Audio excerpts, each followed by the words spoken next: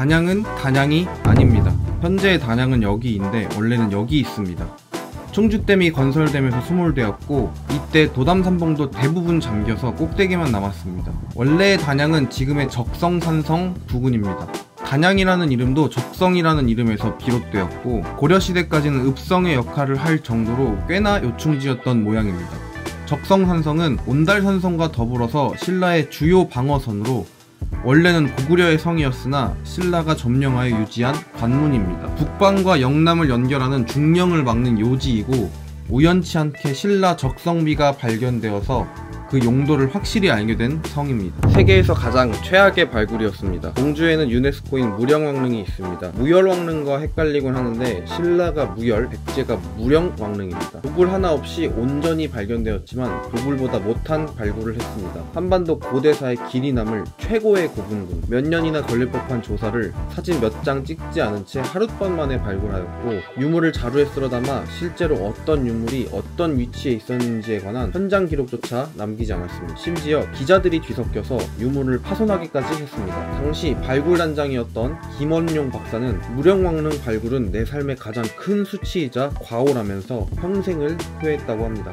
춘천은 이름 그대로 봄을 기원하는 곳입니다. 하지만 이름과 반대로 많은 고통을 겪은 장소이기도 합니다. 6.25 당시 수많은 호국 영령들이 쓰러져간 격전지고 한반도처럼 반으로 나뉘어서 쪼개져 있기도 했습니다. 그 이전엔 왜구와 거란, 몽골에게 수없이 침략당했습니다. 중부 내륙의 한가운데 한중 분지의 넓은 평야와 북한강이 주는 풍요로움 탓에 고대로부터 많은 사람들이 모여 살았고 맥북의 수도이자 고구려의 오근내, 신라의 우수주, 고려의 삭주와 광해주였습니다. 심지어 한나라군의 흔적이 발견되기도 했습니다. 조선에 들어와서야 춘천이 되었습니다. 워낙 추운 동네라서 봄이 가장 늦게 오는 곳 중 하나이지만 이름만은 봄인 고장입니다. 아름다운 호반처럼 춘천의 봄이 계속되길 바랍니다. 동강도, 홍천강도, 소양호도, 충주호도 전부 한강입니다. 여러 이견들이 있었지만 태백의 검룡소에서 발원하여 동강이 되고 충주호로 흘러들었다가 남한강이 되어서 서울로 향합니다. 금강산에서 발원하여 하천과 홍천, 소양호를 거쳐서 북한강이 됩니다. 남한강과 북한강 두 물줄기가 모인 곳이라고 하여서 두물머리라고 합니다. 사실 여기서부터가 우리가 아는 한강입니다. 우리나라 사람들의 정신적인 기원들인 태백과 금강, 이 두 곳에서 발원한 물들이 모여 바로 여기 두물머리에서 비로소 한강이 됩니다.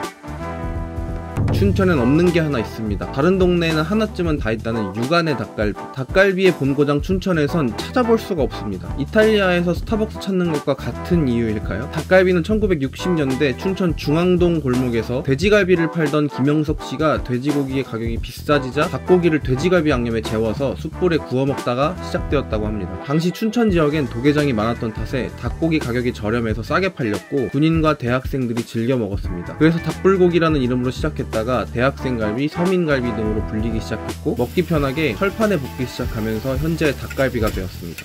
우리나라의 대표적인 난공불락의 성벽 삼년산성은 사실 난공불락이 아닙니다. 신라가 3년 만에 3,000명의 장정들을 동원해 지었다는 삼년산성. 높고 옹골찬 성벽과 독특한 성문 구조 등으로 인해 난공불락의 성으로 소개되곤 하지만 사실 정사에 기록된 실제 전적은 1승 1패로 공들여 쌓은 노력에 비해 많이 아쉽습니다. 성의 구조 또한 한쪽이 평지와 접해 있고 지형상 해자를 둘 수 없어서 공성무기에도 취약한 편이었습니다. 하지만 신라가 충청도 방향으로 진출하는 데 있어 영향력이 대단했어서 백제의 턱을 겨눈 칼 노릇을 했습니다. 성왕의 목을 친 고간도도도 삼년산의 군사였고 무열왕이 당황제의 조서를 받은 곳도 이 삼년산성이었습니다. 세계에서 가장 특이한 연못은 여기에 있습니다. 세계 유네스코 문화유산인 법주사, 팔상전을 포함해 국보만 3개, 보물은 13개에 달하며 유형문화재는 더 많습니다. 그 중에 세계에서 가장 특이한 이 연못이 국보로 지정되어 있습니다. 법주사 성년지는 국보 제64호로 연꽃 모양으로 돌을 깎아 만든 조그만 연못입니다. 지금은 말라있으나 원래는 물에 연꽃을 띄워두었다고 합니다. 연못이라고 하기에는 독특한 모양새고 둘레가 665cm 정도 되는 작은 연못인데 하나의 돌덩이라고 생각하면 꽤 크다고도 생각됩니다. 우리나라에서 유일하게 남은 목탑도 우리나라에서 볼 수 없는 사자를 조각한 쌍사자석 등도 있으니 한 번쯤은 아니 두고두고 들을 만한 고찰 법주사입니다. 우리나라에도 일본의 신사가 있습니다. 일제 수탈의 역사가 서린 군산엔 일본의 신사가 남아있습니다. 군산 동국사는 일제강점기에 만들어진 일본 신사입니다. 현재는 우리나라, 즉 동국의 사찰이라는 뜻인 동국사로 이름을 바꾸어서 무개종의 사찰로 운영 중인 절이지만 원형이 그대로 살아있어서 큰 지붕과 신사와 요사체로 연결된 복도 등 일본 신사의 모습을 하고 있습니다. 곡을 기원하는 기와불사도 우리식 기와가 아닌 일본식 기와에 하는 모습이 재밌습니다. 또 동국사 한켠엔 소녀상이 세워져 있어서 군산의 뼈아픈 수탈의 역사를 기억하게 하기도 합니다. 참고로 거의 모든 신사가 해방 이후에 철거되었지만 아직까지 우리나라에 남아있는 일본 신사가 하나 있습니다. 고흥 소록도 갱생원 신사입니다. 군산은